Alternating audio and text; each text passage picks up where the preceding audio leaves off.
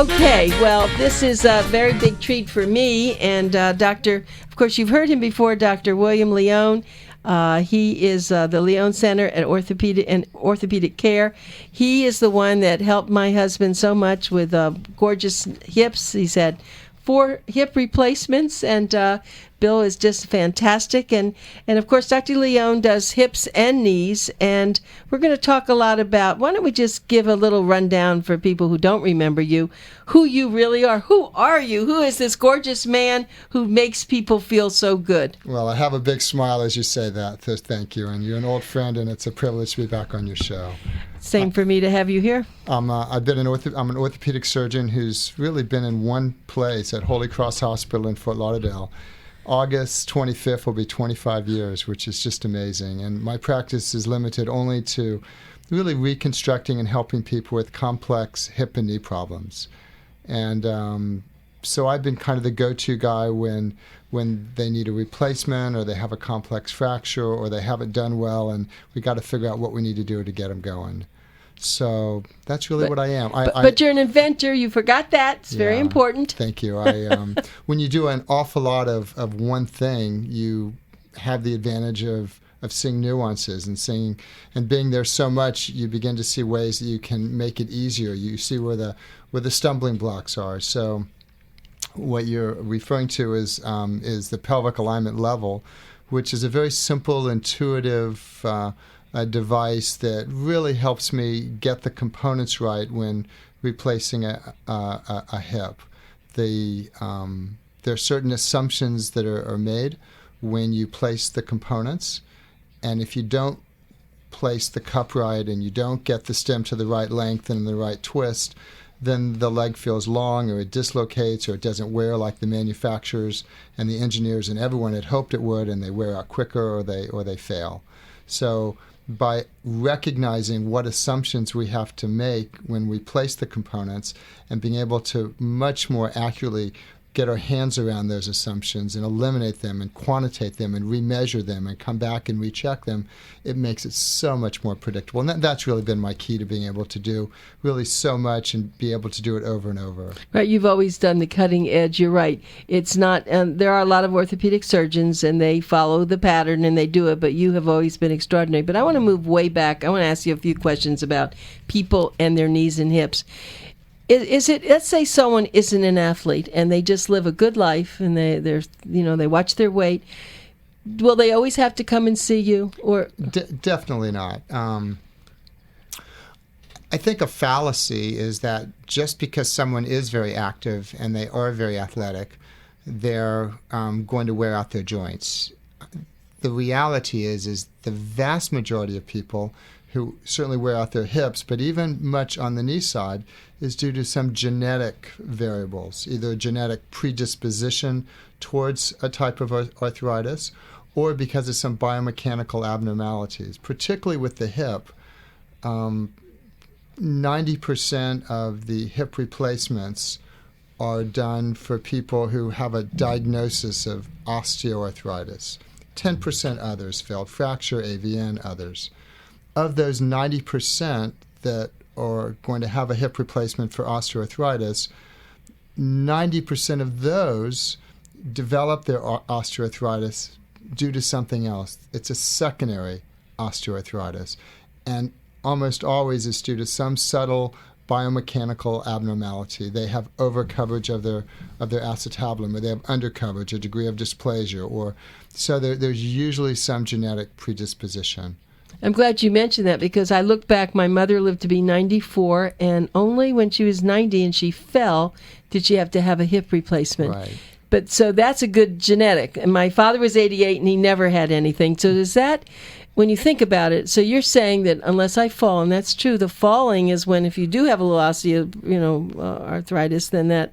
Well, what happens when we age is we lose some of our ability to know where we are in space. So there's loss of balance, there's loss of proprioception. It's more difficult to see, and you stumble and you fall. But typically it's not one fall, it's a number of falls, and ultimately you really hurt yourself.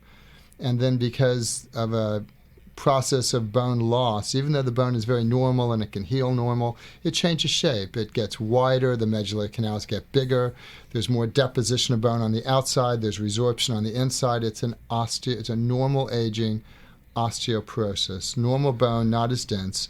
So then if you fall, you're more predisposed to fracture, certainly about the hip. So I was thinking about you. So you have never had anything. Who would you go to if you had knee surgery needed or hip? Well, I don't know what you would do. There's as important. All of us are the stars of our own novel, and we all think we're so wonderfully important. But the reality is we're so blessed to be in this world with not just this country, this whole world with so many great people. There's always good people. There's always people that look at it a little bit different and step back from it and come up with a new way of solving something. And that, if you have my personality, where I really appreciate those subtleties and those changes and the fact that someone could not do what everyone else is doing and kind of come up with not necessarily a better way. Time, you have to prove that, but a different way. I love that.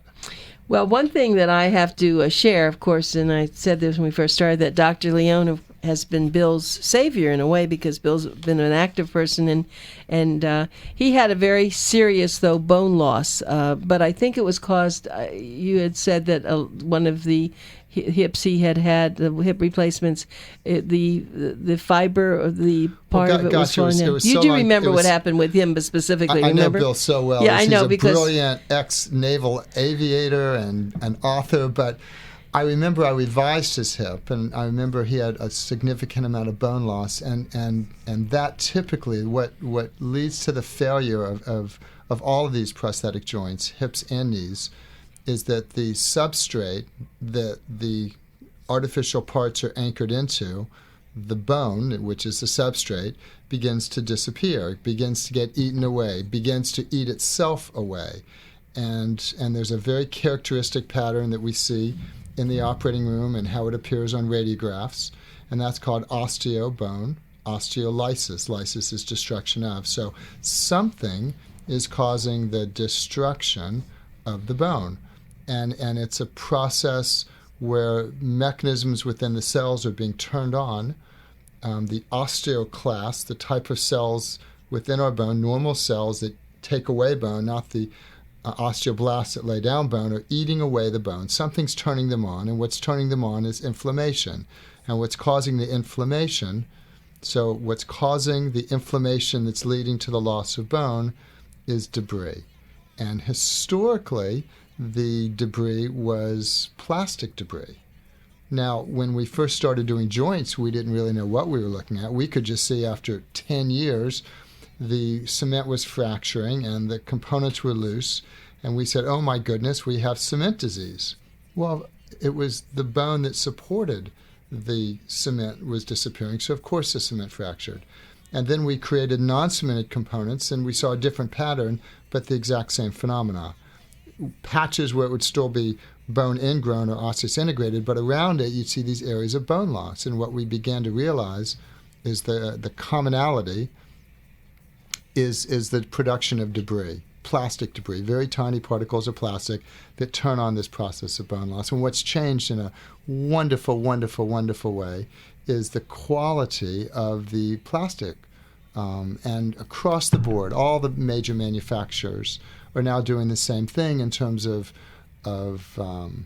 improving the quality of the plastics by increasing the cross-links within the polyethylenes, and then figuring out how to tease out the oxygen-free radicals which are produced when they add energy to increase the cross-links. And they're all doing the same thing. They have different formulas. They all think they've got the holy grail, and they all say theirs are the best. But the reality is the quality of the plastics that we have now are truly a magnitude better than what we had, 10, 12 years ago. But let's just go through, because I was the wife, and I understood what this was. So before Bill had the emergency, you said to Bill, I see some stuff, Bill, and I think we ought to plan to redo your hip. And then what you said was, it was pretty serious, but when we do this, you cannot put any weight on that hip for 30 days. Remember? I mean, this isn't because you had to get bone. You had to, This is how many years ago? This is 10, 12 years ago. Oh, yeah. So there are a number of methods to revise a joint. And one of the methods, which is wonderfully biologic and truly rebuilds bone, is a method called impaction grafting. And that was a method that I used with Bill. And that's when you take bone from someone who's died from a cadaver bone, allograft bone from an American bone bank, and it's in a very special form. And basically you contain the bone within the shell. You may have to recreate the outside of the shell, and you pack it in very tightly, and then you cement in very specialized components, which then load the cement, and we keep weight off it for a period of time, and then truly it reconstitutes the skeleton. It's remarkable. Now, it's very time dependent, and it's resource dependent, and what's happened since then is prostheses have given us much more latitude, and we're much more effective now with metals that can do much of that. But his was done beautifully. That's why it took years later, it took an he's artist still like you. perfect. Oh, I know. No, you took. This is a big deal. I don't know how many hours did it take. I mean, how many hours does it take you when you're in the operating room to do something that big? People always ask me, how long does it take? And one of my truly, I think the only real gift I have is that I'm so focused in my own world that I can compartmentalize it. I'm completely doing what I'm doing, that it doesn't matter. Well, that's what they say. Artists can work and work. They have no idea. I'm in my world. I'm in my hood. I'm in my body containment suit. And I'm just in my world. But the other part of it is that, as 25 years, August 28th. So as you do more and more and more and more, even though you're really not trying to be fast, because you've been there so many times before, you just know how to get there a lot quicker. You can do what used to take 5 hours now in 2 hours, not because you're rushing, just because you've got better teams and everyone knows what to expect, and you know how to plan it, and you know what you do when this happens or that happens. It makes you a much, much, much better primary surgeon when you can do all these revisions. And let me just tell you, a guy here, so many people say, I have to have a knee operation, I have to have a hip operation. Who do you recommend? Well, of course, I only recommend one person, and that's Dr. William Leone. So let me tell you again what his phone number is and how to get in touch with him. It's Dr. William Leone. It's called the Leone Center for Orthopedic Care. It's over there associated with Holy Cross, the Orthopedic Institute. And the phone number is 954-489-4575. And so let me just go into something else. Hips are an interesting thing, but I think it's the knees that really carry someone. I mean, you could have good hips, but if your knees don't work, you're in serious trouble. And I know that now this is your specialty, and knees seem to be so much like a toolbox. I mean, it just seems like, I can think about hips, and maybe I'm wrong, but knees go in and out and in and out and in and out as you walk, so it must be a much more serious operation. It's not more serious because if it's you, it's all serious, but it does have a more complex movement, and there's almost 2-to-1 knee replacements being done now compared to hips. So there's a lot more people that need their knees replaced than their hips replaced, and that trend is just going to go more and more. So, and the game changer, like I described my very simple, intuitive pelvic alignment level, the game changer with knees has, in my opinion, not just been with the prostheses and the bearings and the plastic and the locking mechanisms, but particularly with the technology to install them. So when we talk about a knee replacement, we talk about either a partial knee replacement or we talk about a total knee replacement. There was a CNS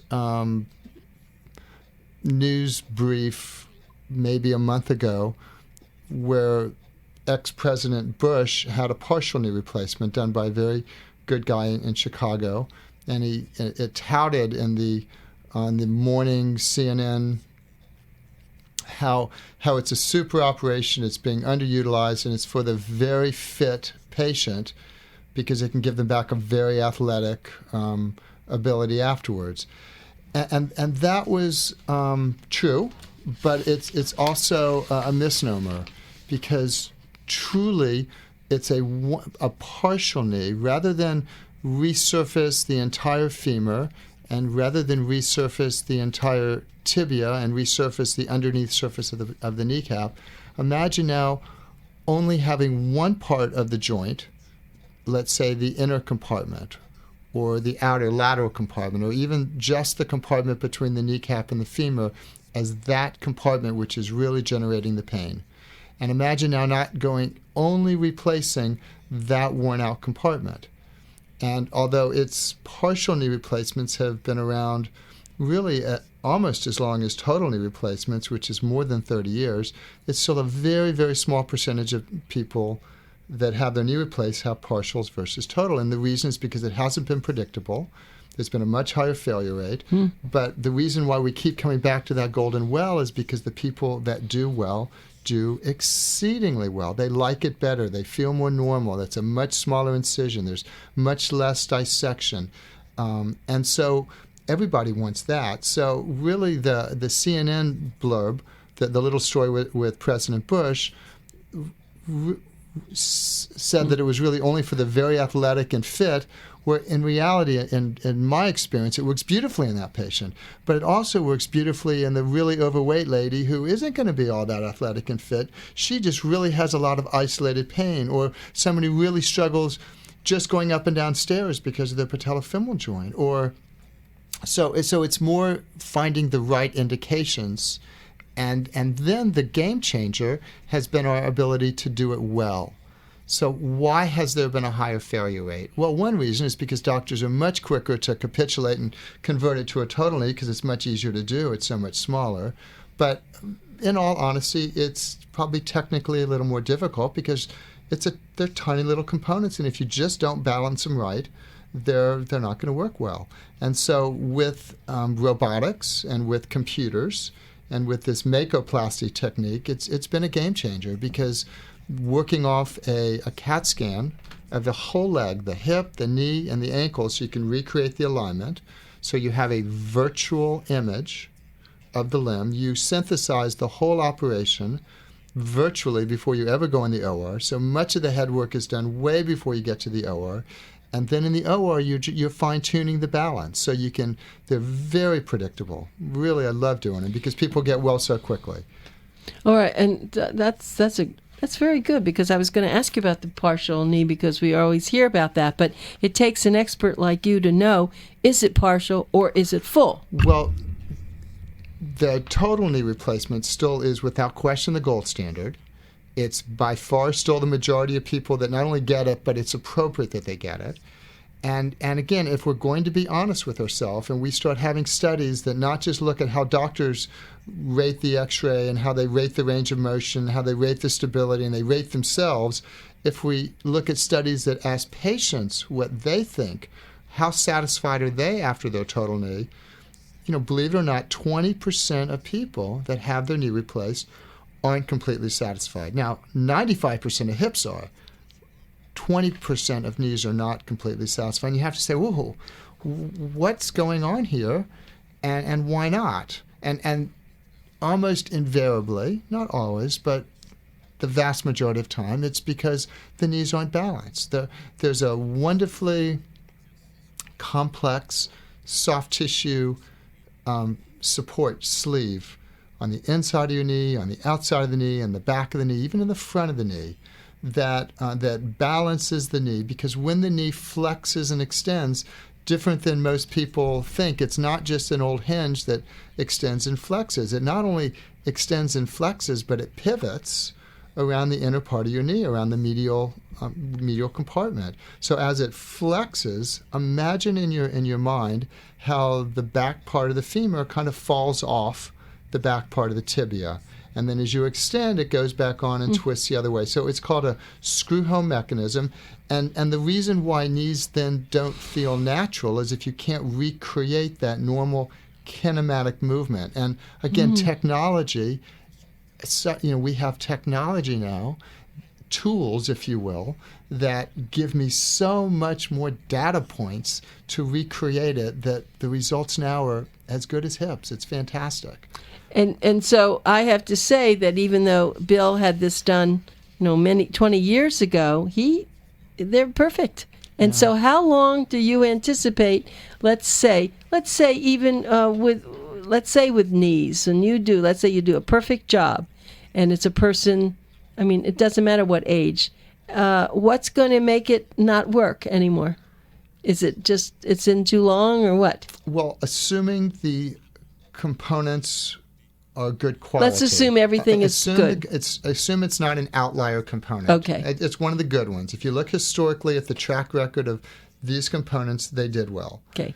And assuming it was installed well, it was done by someone who does a lot, and it was well balanced, either the hip or the knee, and there wasn't a mechanical problem, then really, if you look at people that had their hip or knee done 15 or even 20 years ago, and they were well done and they did well, there's about an 85 to 90% chance they're still doing well 15 to 20 years later. Right. And so, how do they ultimately fail? If they were really doing well, the plastic, what's the weak link? Everything always fails at its weak link.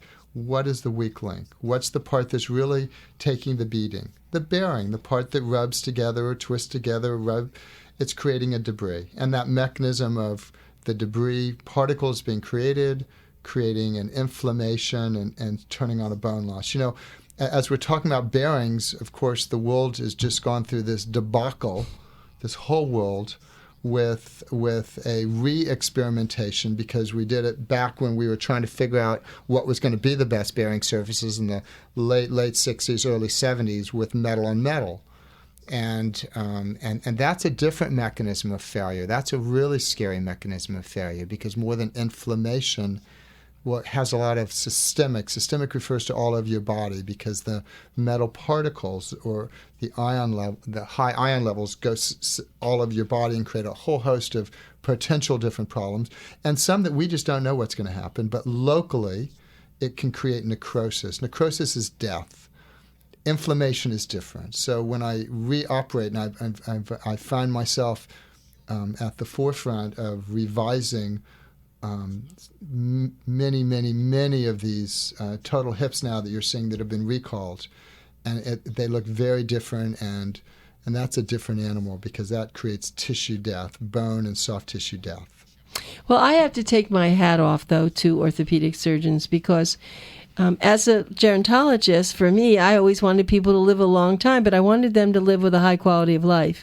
And of course, years ago, and I wasn't around 100 years ago, but people, if they had problems, they sat in a wheelchair, and that's what they did. But now, your profession has enabled people to live as though they were, 20, 30 years younger. And that's really important. And so I'm proud of you that you're always looking for the next level of the best that's out there. And with robots and with you and your inventions and how you think about things and the balancing, people have to be careful. And I will have to say this, when you're looking for an orthopedic surgeon, I think you have to think that you're going to have this for 20 years, and you better look for the orthopedic surgeon, not how much it's going to cost, but what is it.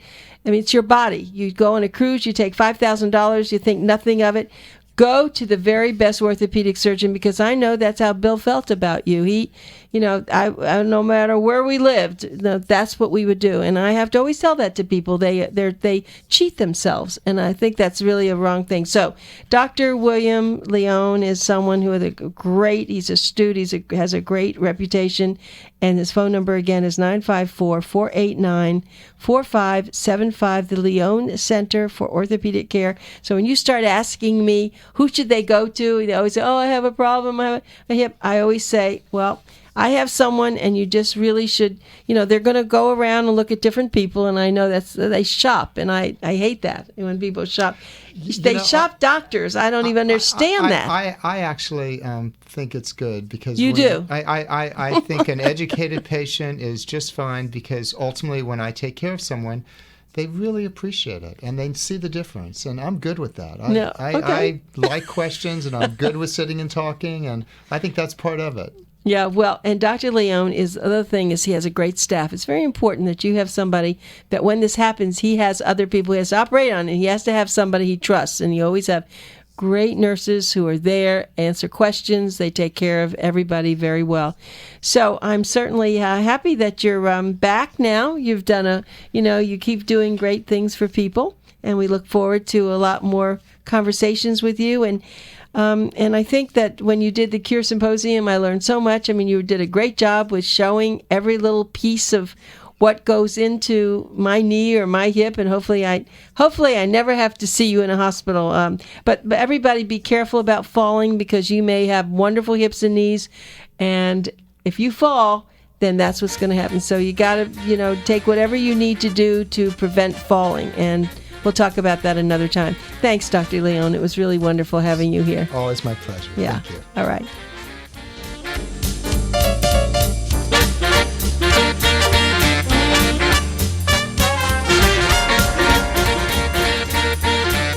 You've been listening to The Stars Program with your host, Anita Finley. Join us every Saturday at this same time for another edition of Seniors Taking Active Roles in Society, right here on AM 740 WSBR. The opinions expressed on this sponsored program are strictly those of its hosts, guests, and callers and are not necessarily those of the station, its staff, management, or sponsors.